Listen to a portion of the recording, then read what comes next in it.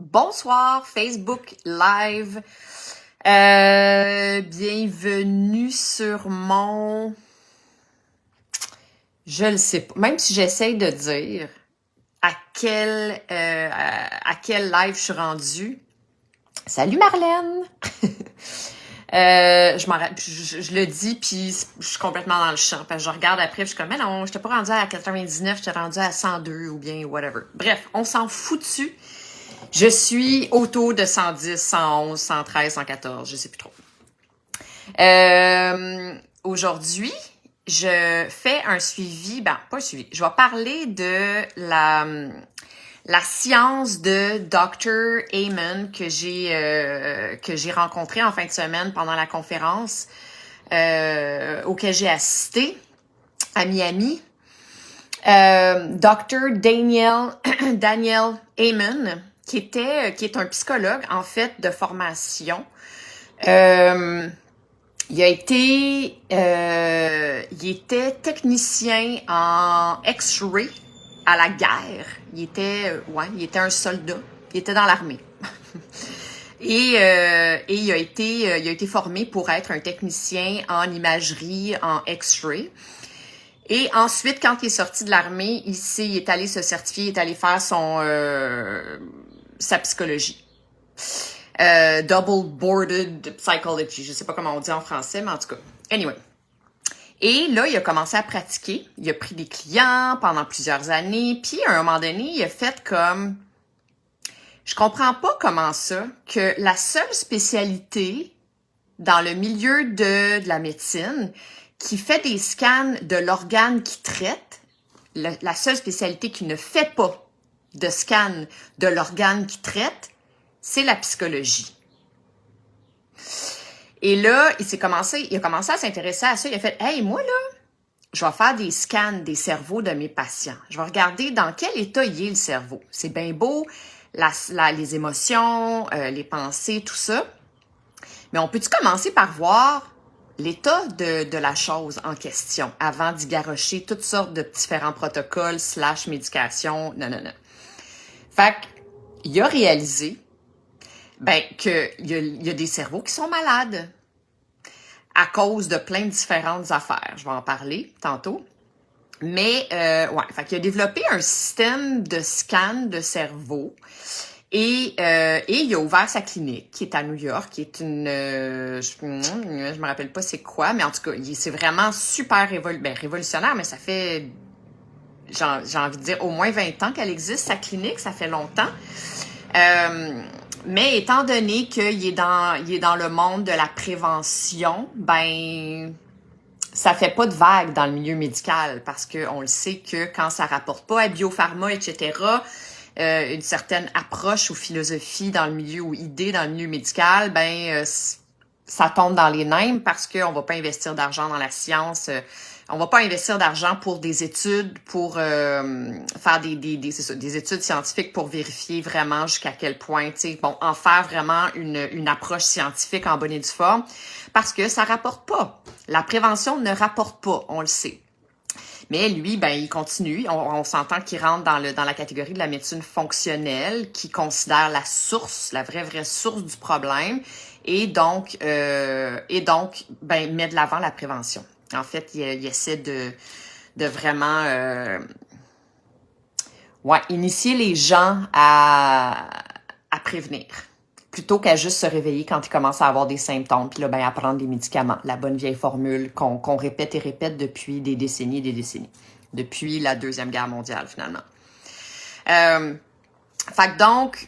que lui, ce qu'il dit, qui est quand même, qui sort des sentiers battus, en tout cas, même juste moi, c'était une approche que je connaissais, mais auquel je suis pas familière, puis qui vient un petit peu comme brasser pas ma vision, ma formation, ma vision, mes croyances et tout ça. Mais je trouve que ça fait complètement du sens, puis j'adhère complètement à ça, en fait. Ce qu'il dit, c'est que quand t'as une maladie mentale, quand t'as des symptômes, quand tu as un problème, que ce soit dépression, que ce soit trouble du déficit de l'attention, que ce soit trouble obsessif compulsif, que ce soit même schizophrénie, Alzheimer et tout ça, la première étape, la première chose à faire, c'est de faire un scan de ton cerveau puis de vérifier l'état de ton cerveau. Dans quel état il est ton cerveau. Puis ensuite, si ton cerveau il est correct, puis qu'il démontre qu'il n'y a pas d'inflammation ou bien de trou, littéralement, c'est vraiment particulier. On a vu les images, puis c'est vraiment particulier. Vraiment des cerveaux qui ont des trous, littéralement. Donc, c'est ça. Si ton cerveau il est correct, ben là, tu passes à la deuxième étape qui est de t'occuper des émotions, puis des blocages émotifs, puis c'est ça.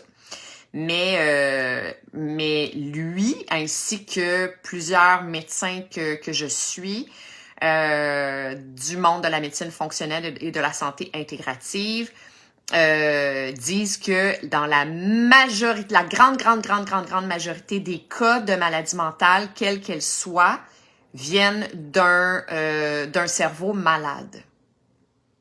Donc, un problème vraiment physique, au niveau physique. Comment ça, donc, on regarde nos ovaires, on regarde nos poumons, on regarde notre cœur, on regarde notre gorge, nos os, nos intestins. Mais comment ça qu'on regarde pas notre cerveau? On a un problème au niveau du cerveau. On a une maladie mentale. Ça vient de où, la maladie mentale? Ben, dans le cerveau. Comment ça qu'on fait juste s'étendre sur une chaise, puis pleurer, puis se moucher, puis raconter notre enfance, puis nos traumas? Tu sais? Ben, il me semble que ça ferait du sens qu'on commence à regarder l'état de notre cerveau. Fait que, ouais, Dr. Amen, A-M-E-N, si vous voulez faire des recherches puis aller voir ce qu'il fait. Il y a un site internet, c'est super bien expliqué. Il y a un podcast aussi. Et avec, mon Dieu, genre 400 épisodes. C'est super intéressant. C'est des petits épisodes. C'est en anglais, mais si vous parlez l'anglais, je vous suggère fortement. Et si vous êtes intéressé par le sujet, évidemment, je vous suggère d'aller voir ça. Fait que donc, ouais. Fait que ce qui... j'ai pris des notes parce que j'ai plein d'affaires à vous dire. En fait, c'est ça. Donc, ce qu'il dit, c'est que la première chose à faire, c'est de faire un scan, puis après ça, ben, d'évaluer les facteurs de risque. Parce que des gens, ce qui suggère, évidemment, dans un monde idéal, c'est de prévenir. Donc, d'aller voir rapidement quand on commence à vieillir, puis que peut-être que, je sais pas, on a peut-être du brain fog, on commence à réaliser qu'on perd la mémoire un petit peu, ou bien on est fatigué, irritable, peu importe c'est quoi les premiers signes. On va vérifier l'état de notre cerveau. Puis là, on fait « Ah, OK, il y a des trous là, ça veut dire quoi? » Là, moi, je sais évidemment que c'est pas mon expertise, fait que je vous dirai pas, bon, qu'est-ce que ça veut dire d'avoir un trou ici ou là. Mais lui le fait, puis il est en mesure de dire plein d'affaires. Il est en mesure de dire, bon, OK, au niveau génétique, il y a ça. Ça, c'est un petit pourcentage, mais ça existe quand même. Sinon, OK, t'as eu une commotion cérébrale, t'as fait des sports de contact au secondaire, t'as eu une ou deux commotions cérébrales, ben, ça paraît. Parce que tu vois-tu, là, au niveau du frontal, il y a un trou, puis ça affecte la dépression, ça affecte l'humeur, en fait. Fait qu'il y a des grosses chances que tu traînes de la patte au niveau de ta joie, au niveau de ton entrain, de ta motivation face à la vie, etc. T'sais. Mais c'est ça. Fait que ça peut être plein d'affaires. Je vais vous parler des facteurs de risque en question tout à l'heure. Ce qu'il dit, sa phrase, c'est « Get your brain right and your mind will follow ». Fait qu'il dit que si ton cerveau est en santé, si tu t'occupes de ton cerveau, parce que la bonne nouvelle, c'est qu'on n'est pas pris avec un cerveau malade ou un cerveau en piètre état. C'est complètement réversible. Ça se guérit complètement. Il faut juste faire les bonnes affaires. Il faut savoir c'est quoi, déjà, à la base, qui a rendu notre cerveau dans l'état, qui a emmené notre cerveau dans l'état qu'il est. Puis ensuite, on est capable de repenser nos choix de vie, de mieux se nourrir, de mieux dormir, etc., etc. Puis c'est ça. Puis là, ben il dit que si tu fais tout ça, ben après ça, ta santé mentale va aller dans ce sens-là aussi, puis elle va bien se porter. Comment on prévient la santé mentale? Bon, là, c'est sûr que, tu sais, jusqu'à présent, en tout cas, à moins qu'il y ait quelqu'un ici qui avait déjà entendu parler de ce genre d'approche-là ou qui était conscient de ça, qui savait ça, On s'entend que la moyenne des gens, on pense que la santé mentale, ça vient vraiment principalement, quand je parle, non, c'est ça. Santé mentale, genre dépression, c'est vraiment émotif, c'est mental, en fait, c'est émotif. Fait que ça vient des événements, des chocs post-traumatiques, etc. Commotion cérébrale, on le sait que ça vient d'un impact, d'un coup à la tête. L'Alzheimer, on dit que c'est génétique. Jusqu'à preuve du contraire, on parle pas. Tu sais, moi, dans mes cours, je me suis spécialisée en santé du côlon. On parle beaucoup de l'Alzheimer dans la santé des intestins parce qu'il y a un lien direct, vraiment. Bon, ça, c'est un autre sujet, j'en reparlerai une autre fois, mais en tout cas, bref, tout ça pour dire que, tu sais, la santé mentale peut être physique, complètement, peut être le résultat d'avoir négligé la santé de notre cerveau par différents choix malsains dans notre vie, ou bien un accident, ou bien, en tout cas, bref, un trauma, etc. Trauma physique. OK. Les facteurs de risque, c'est quoi? Manque de sommeil. Ça, c'est le premier. Il paraît que il y a des études qui ont été faites par rapport à ça, qui ont démontré que les adolescents qui ont 1 heure de moins de sommeil que les autres, que la moyenne, fait que disons que la majorité ils ont 8 heures, les adolescents qui ont seulement 7 heures de sommeil ont un taux de risque beaucoup plus élevé de dépression et de suicide. Quand même. Ensuite, les problèmes d'intestin, je viens de le dire, on le sait, j'en ai déjà parlé, le nerf vague qui est directement rattaché, le côlon et le cerveau sont attachés par le nerf vague, qui est l'autoroute des neurotransmetteurs, et donc l'un et l'autre, la santé de l'un et de l'autre vont ensemble. Ça va dans les deux sens, il y en a un qui va pas bien, l'autre va pas bien, ça part souvent des intestins. Mais ouais, ça c'est une réalité que je savais bien sûr déjà. C'est quoi, de façon générale, quand ça vient d'un problème d'intestin, ça va être quoi les signes au niveau de la santé mentale, de l'anxiété, de l'insomnie, puis du brain fog. On dit brain fog en français. Un embrouillage cognitif. Brain fog, c'est comme tu te sens perdu, tu oublies des affaires, t'es comme pas que t'as de la misère à te concentrer, t'es dans la lune, t'as l'impression de pas avoir toutes tes fonctions cognitives, genre. Ensuite, un autre gros facteur de risque, c'est les infections ou les virus, comme genre le Lyme disease ou la COVID, imaginez-vous donc. Il a sorti de l'information quand même assez troublante par rapport à la COVID d'ailleurs, parce qu'il est en plein là-dedans depuis 2 ans, presque maintenant, dans sa clinique. Il étudie beaucoup ça. Il y a eu beaucoup de clients qui ont eu la COVID. Des clients qui avaient fait des scans de cerveau, il y avait les images de leur cerveau avant COVID et après COVID. C'est pas joli, c'est pas tout le monde là, tu sais, je veux pas alarmer la population avec mon information, mais bref, il nous a partagé des informations qui sont un petit peu moyennes, mais le Lyme disease, on le sait. Tout ça se guérit, hein. Faut pas s'inquiéter, là. Comme je vous dis, c'est réversible. Le cerveau, il se régénère. Les cellules souches se régénèrent à tous les jours, là, tu sais. Fait qu'on peut leur donner le bon carburant, puis ils vont s'en aller dans le bon sens. Les symptômes les symptômes mentaux en lien avec la conséquence d'une infection ou bien d'un virus comme le Lyme disease, la maladie de Lyme ou bien le COVID, ça va être la dépression, de l'irritabilité, de la colère, puis même ça va jusqu'à la psychose. Ouais. Ensuite, concrètement dans notre vie, qu'est-ce qui est mauvais pour notre cerveau? J'imagine que vous avez une bonne idée. Le bon vieux sucre, on le sait. En fait, les 4 poudres blanches qu'on appelle, fait que c'est le sucre blanc, la farine blanche, donc la farine de blé, la cocaïne et le sel, les excès de sel, finalement. Le manque de sommeil, je l'ai dit tantôt, pendant le sommeil, notre cerveau se régénère. Il y a le sommeil, il y a des fonctions. J'en ai déjà parlé. Il me semble que j'ai déjà fait un live sur le sommeil. Si j'en ai pas fait, je vais en faire un. C'est sûr et certain. C'est un de mes 8 piliers. Donc, ouais, pendant le sommeil, une des choses que le sommeil fait, c'est de nettoyer, de consolider la mémoire déjà. Fait que toutes les informations qu'on a enregistrées dans la journée, pendant le sommeil, c'est là qu'il va y avoir comme un genre de petit ménage qui va se faire, puis l'information va aller se se placer dans les bonnes cases, puis c'est ça. Fait que la consolidation de la mémoire, déjà, le nettoyage des toxines, autant au niveau des pensées, des informations, que littéralement les toxines environnementales qui peuvent se promener librement dans notre organisme. Fait que c'est ça. Fait que donc, le sommeil, super important.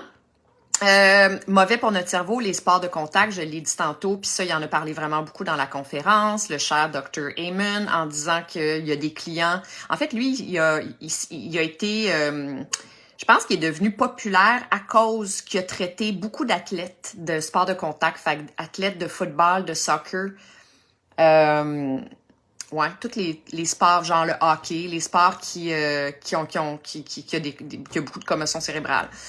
Il a guéri un athlète super populaire. Il nous a dit son nom, mais je m'en rappelle vraiment pas. Je connais tellement rien dans ce domaine-là.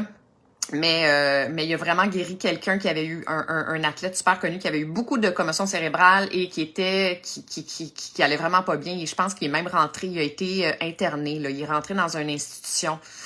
Parce que, ouais, c'est ça. Puis il a fait un scan de son cerveau. Il y avait des trous partout dans son cerveau. Il l'a mis sur un protocole très sérieux, puis il est embarqué à 100%. Il a été super déterminé. Il a tout fait ce que Dr. Amen a dit. 3 mois après, il nous a montré les images. 3 mois, là. Puis il y avait déjà 60% des trous étaient plus là. Déjà, il y avait une grosse, immense différence. Donc, sport de contact. La cigarette, bien sûr. Les pensées négatives aussi, parce que je dis que c'est physique, mais les pensées négatives vont participer à la neuroplasticité. J'en ai déjà parlé dans un live, je sais plus lequel. Mais j'ai déjà parlé de la neuroplasticité. La neuroplasticité, ça va dans le même sens que l'épigénétique, ça j'en ai déjà parlé, qui est qu'on a un pouvoir sur nos gènes, sur les cellules, par les émotions. Littéralement, ça c'est prouvé, là. En fait, l'épigénétique, c'est tout simplement que les gènes desquels on a hérité de notre lignée familiale, on a le pouvoir, par nos choix de vie, de les activer ou de les laisser dormants. Ça, c'est un fait. On s'en va vers ça. La médecine conventionnelle s'en va vers ça. La neuroplasticité aussi, c'est qu'on peut transformer l'état, littéralement, de notre cerveau par les pensées. Pensées négatives, pensées positives. Est-ce qu'on est déprimé? Est-ce qu'on est heureux? Est-ce qu'on est dans la joie? Ou bien est-ce qu'on est toujours négatif? Ben, c'est ça. Ça va faire une différence. La colère, ben ça va dans ce sens-là aussi. Le stress chronique aussi. Donc, la libération de la cortisol dans le tapis, l'adrénaline et tout ça. Stress chronique, le petit stress, non. Mais le stress chronique, ça veut dire un stress à long terme qui est comme installé, qui est comme latent. Aussi, a des effets super nocifs sur le cerveau. L'alcool, il l'a répété à plusieurs reprises, qui est vraiment pas un fan de l'alcool pour la santé du cerveau. La malbouffe, donc le fast-food, la nourriture transformée. Puis, ouais, c'est ça. Qu'est-ce qui est bon pour le cerveau maintenant? L'exercice, bien sûr, parce qu'il faut activer activer la lymphe, mais activer le sang. Super important. En fait, c'est ça, c'est quand on nourrit notre cerveau d'oxygène. On nourrit notre sang d'oxygène, donc on a un sang qui est oxygéné, puis ensuite, c'est lui qui va nourrir notre cerveau, puis on va avoir un cerveau qui est plus en santé. Donc, l'exercice, très, très important.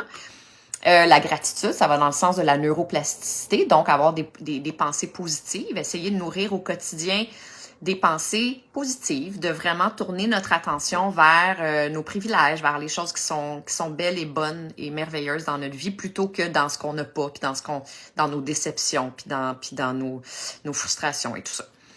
La méditation pour le stress, pour gérer le stress.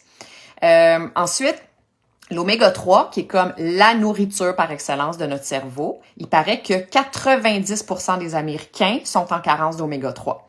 En fait, on a toujours un taux d'oméga 6 beaucoup plus élevé parce que des oméga 6, on en trouve partout, dans les huiles raffinées.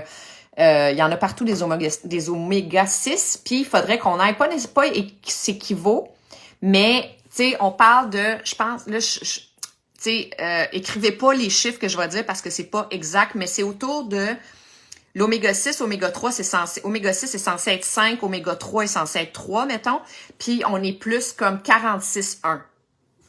La moyenne des gens, à cause du type d'alimentation de nos jours, l'alimentation moderne, le rythme de vie et tout ça, on est plus à comme une marge beaucoup plus drastique. T'sais. Fait qu'il faut rebalancer ça un peu en intégrant dans notre quotidien des sources d'oméga 3, soit par la nourriture ou soit par des suppléments. En fait, on suggère les deux. Puis, ouais, c'est ça. Fait qu'oméga 3, très, très important. Ensuite, les légumes à feuilles vertes foncées.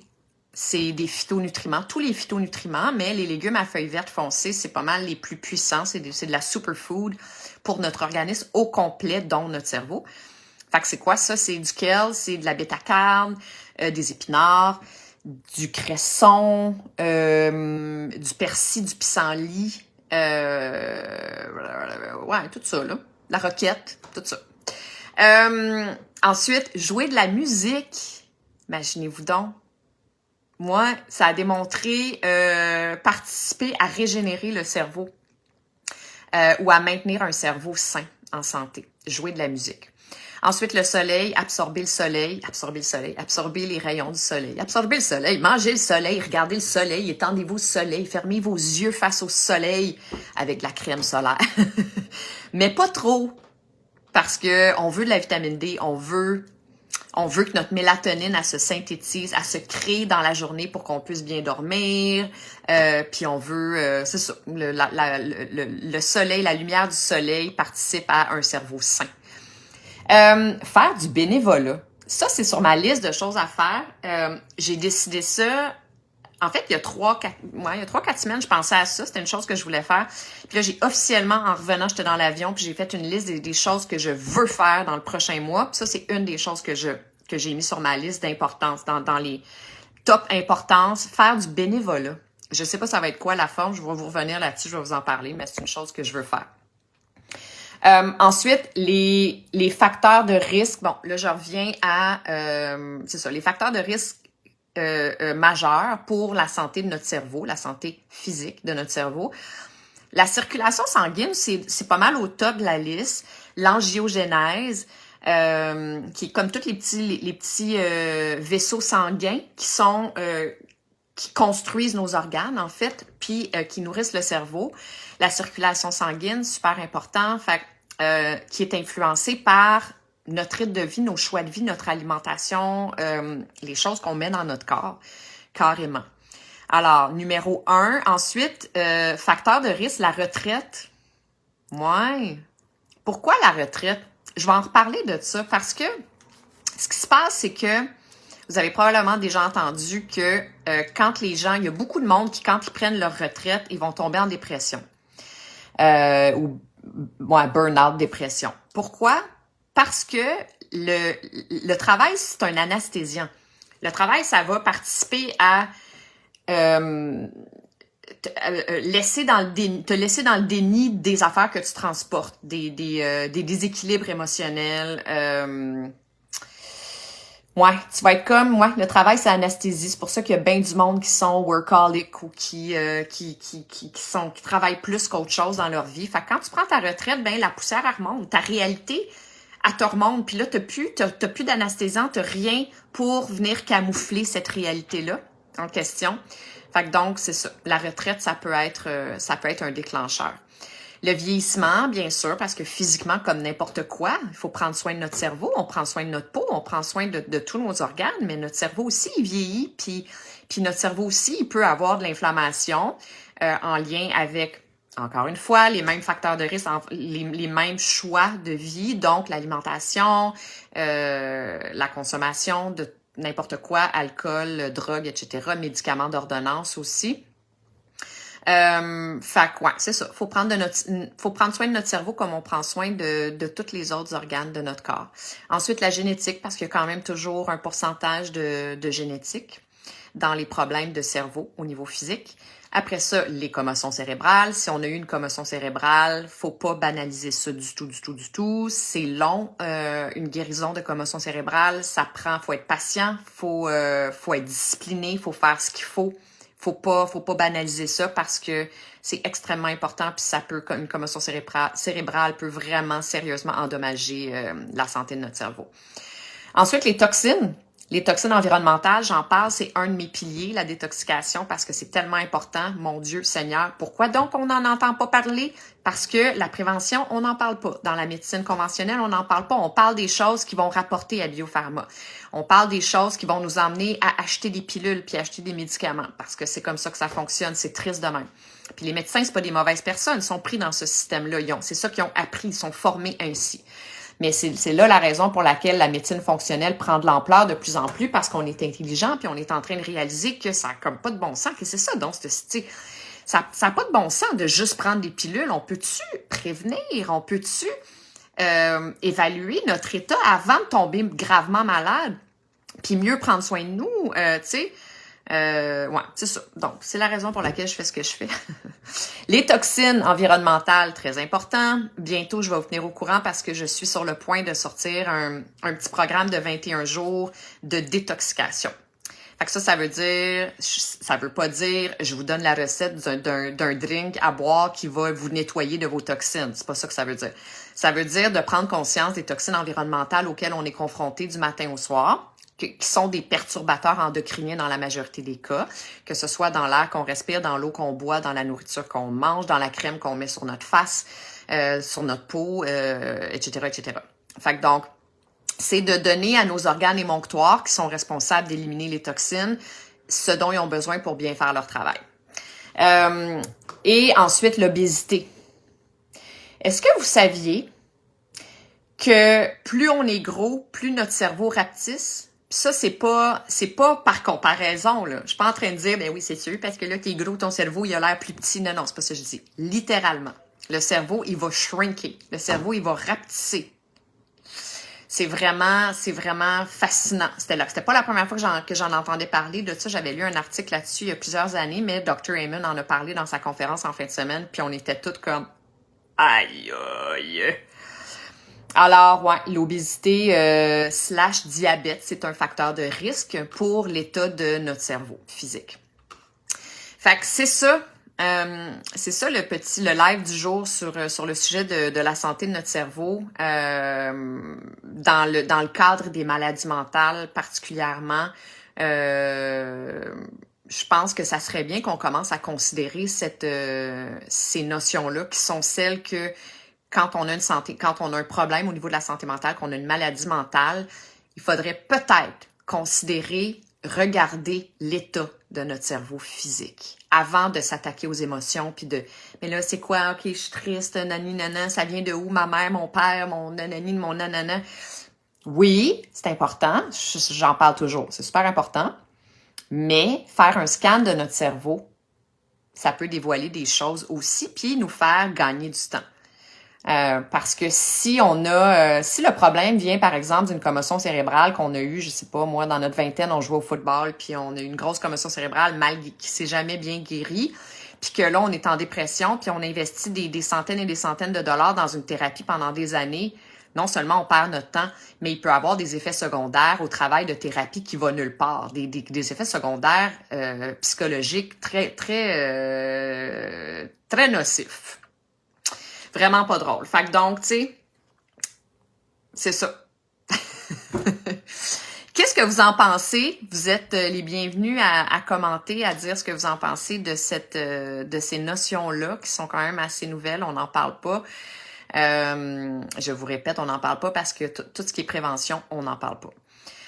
Mais moi, je fais ça maintenant dans la vie. Alors, je vais vous en parler plus. Puis, je vais vous revenir aussi je vais faire un live à un moment donné, vraiment pour vous donner des recettes concrètes d'alimentation. Je vais vous donner une liste d'aliments, de recettes, de choses qu'on peut faire au niveau de l'alimentation pour nourrir notre cerveau, pour le maintenir en santé, pour prévenir sa dégénérescence, son vieillissement, puis les maladies mentales, etc., etc.